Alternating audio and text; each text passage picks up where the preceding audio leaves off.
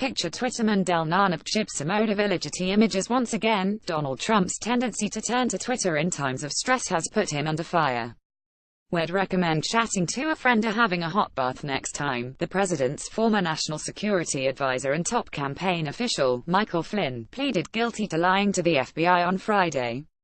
The next day, the New York Times reported that members of Trump's transition team were aware that Flynn was in contact with the Russian ambassador, despite the White House message being that he acted alone.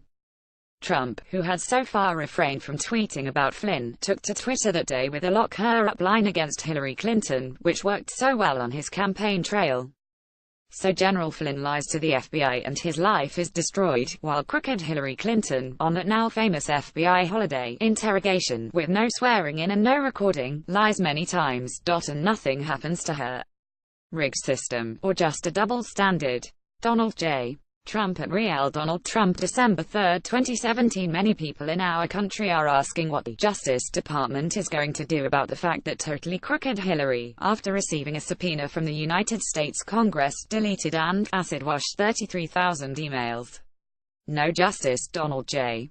Trump at Real Donald Trump December 3, 2017. In another rant that now feels routine, the president then took a stab at fake news, congratulating ABC News for suspending Brian Ross after he reported, citing an unnamed source, that Donald Trump had directed Flynn to make contact with the Russians during the campaign. Congratulations to at ABC News for suspending Brian Ross for his horrendously inaccurate and dishonest report on the Russia witch hunt.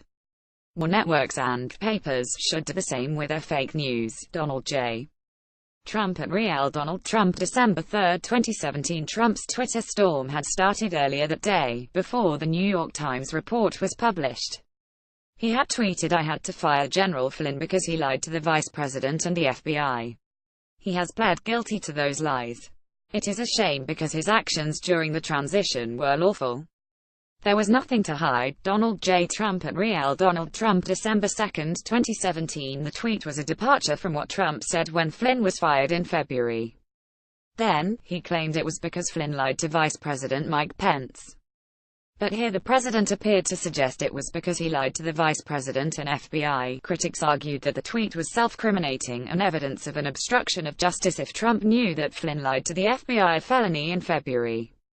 However, according to the Washington Post, Trump's lawyer John Dowd drafted the tweet. They wrote its authorship could reduce how significantly it communicates anything about when the president knew that Flynn had lied to the FBI, but also raises questions about the public relations strategy of the president's chief lawyer. H.T. The Hill. The New York Times. More Trump asked the White House staff to make McDonald's burgers.